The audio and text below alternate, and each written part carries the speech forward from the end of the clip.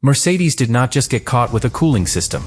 Mercedes may have been caught with the reason the W17 became dangerous. Because this was not normal cooling. Normal cooling protects the car. This may have unlocked it. Cold in the garage, legal.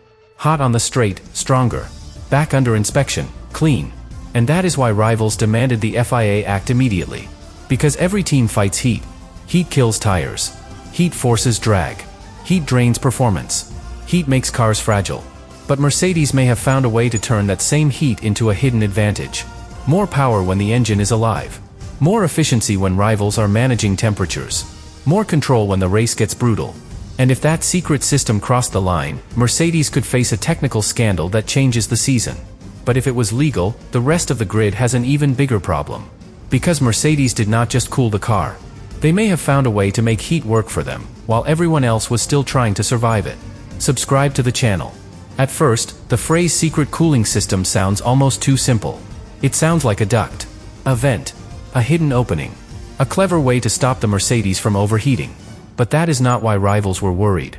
Every Formula One car has cooling. Every team fights heat. Every engineer knows that if the power unit, the battery, the brakes, or the tires move outside their window, the car loses performance fast. That is normal. The frightening part is what Mercedes may have done differently.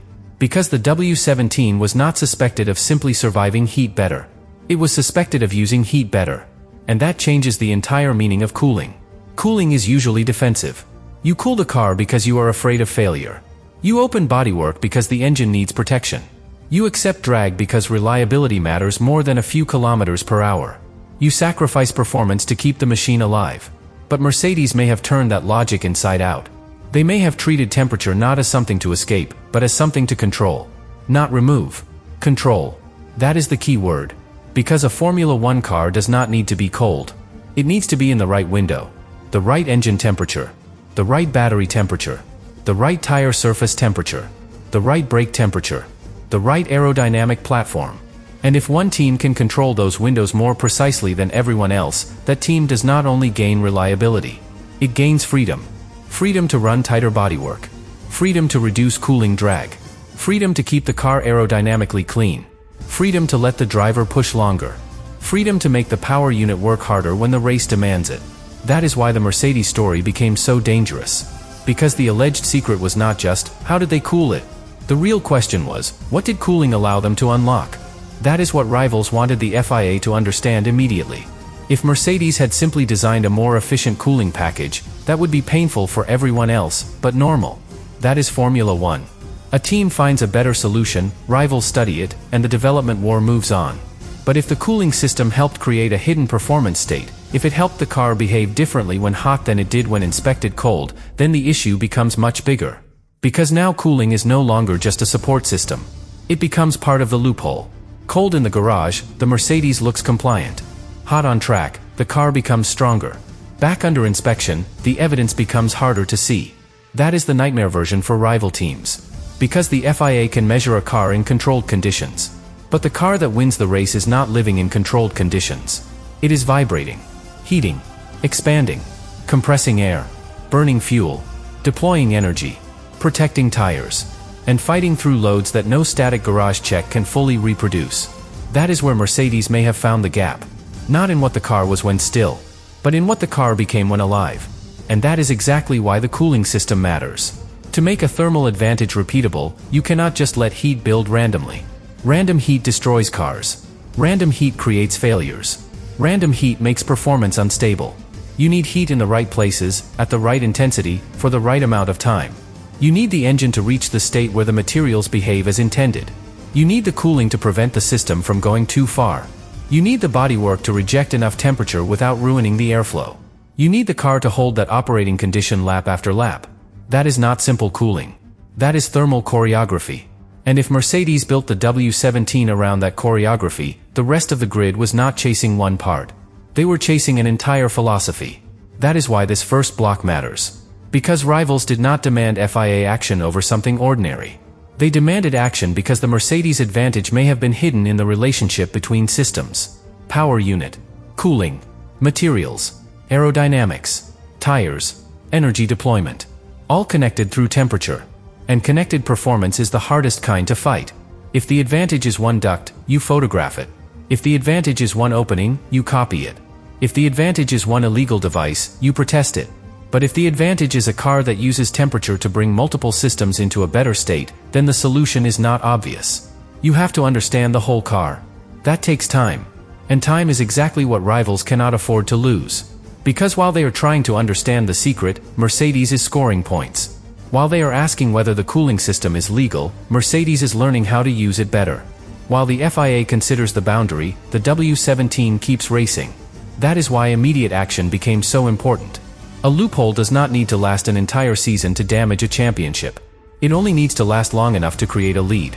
A few wins. A few podiums. A few races where the advantage works before everyone else knows what it is. That can be enough. That is why rivals would push the FIA hard. Not because they are afraid of innovation. They all use innovation. Not because they think every Mercedes advantage is illegal. That would be too simple. They push because if the test does not match the racing condition, the rule can fail even when the car passes. That is the heart of the controversy.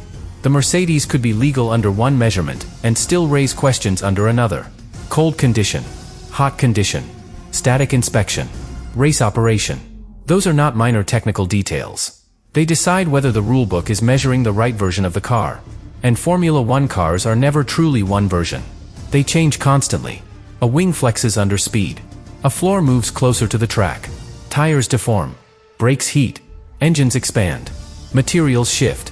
The whole car transforms between the garage and the straight. So the question becomes unavoidable. Which version of the Mercedes should the FIA judge? The cold car sitting still, or the hot car producing lap time? That question is why the W17 story became so serious. Because if Mercedes built its performance around the hot version, then cold legality was only part of the truth. The racing truth lived somewhere else. Inside temperature. Inside expansion. Inside the operating window. Inside the moment the driver was flat on the throttle and the engine was at full life. That is why the source's description of hot condition monitoring matters so much. Once the FIA moves toward checking the compression behavior in hot conditions, the sport is admitting that cold checks were not enough to answer the real question. And once that happens, every rival looks back at the early Mercedes pace differently. They ask how much of the advantage came from normal development. How much came from cooling efficiency? How much came from temperature control? How much came from the alleged ability of the engine to behave differently at full racing temperature? That is the kind of question that can follow a team for months. Mercedes would not want that. They would want to frame the W17 as a masterpiece of integration. Legal. Efficient. Smart.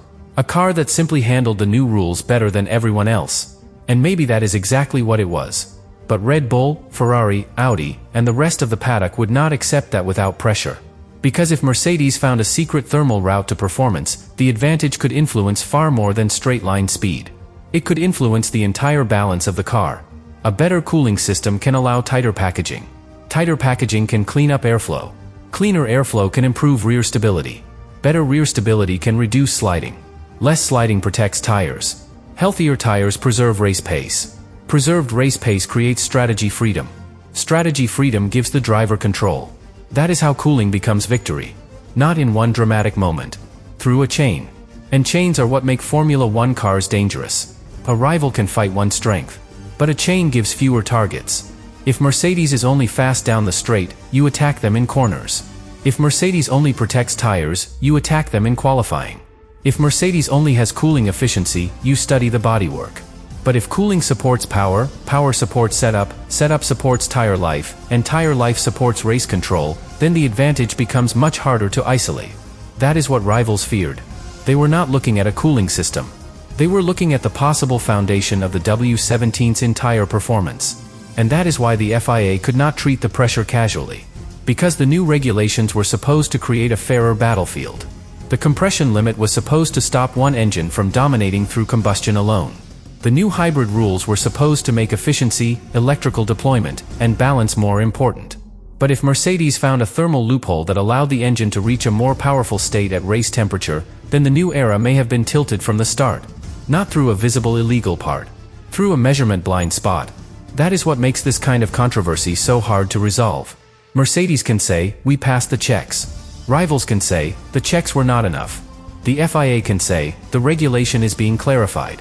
Fans can ask, does that mean the advantage was real? And suddenly, nobody is satisfied. Because each side is telling a different kind of truth. Mercedes may have complied with the written test. Rivals may have identified a competitive loophole. The FIA may have realized the test needed to follow the car into operating conditions. All three can be true at the same time. That is Formula One at its most complex. Not right against wrong, but written rules against racing reality. And that is why the secret cooling system story is so powerful. It sits exactly in that tension. If the system was illegal, the FIA must act. If the system was legal, rivals must copy or counter it. If the system was legal but against the spirit of the rules, the FIA must close the door before the championship becomes distorted. That is why immediate action matters. Because delayed action creates winners and losers before the rule is corrected. A team with the loophole wins early. The rivals lose points. The governing body clarifies later. But the championship table does not rewind easily. That is the brutal truth. Even if the FIA closes a loophole, the advantage already used can still shape the season. That is why the early phase of the W17 story is so critical. Every Mercedes victory before stricter monitoring matters. Every podium matters. Every point matters. Every race where the car may have used the thermal window matters. Because those points stay on the board. And that is why rivals would demand action, not patience. They were not only trying to stop Mercedes. They were trying to stop time. Stop the advantage before it became too expensive to recover. That is the emotional core of this block. For Mercedes, the cooling system may represent genius. For rivals, it may represent unfairness. For the FIA, it represents a test of authority. And for the championship, it represents a possible turning point. Because if heat can be weaponized, then every old assumption changes. Cooling is no longer just survival. Temperature is no longer just a risk. Operating conditions are no longer just background. They become the battlefield. And if Mercedes saw that first, then the W17 was not merely ahead because it had more power. It was ahead because it understood when power appears. That is much more dangerous. A power figure is one number. A thermal system is a timing mechanism. It decides when the car reaches peak behavior, when the engine is most efficient, when the driver can push, when the tires are protected, when the car can stay fast while others begin to manage. That is why rivals wanted the FIA to look deeper. They were not just saying, Mercedes is too quick. They were saying, measure the right thing. Measure the car hot. Measure the car when it is alive. Measure the performance state, not only the inspection state. Because the car that wins the race is not the cold one.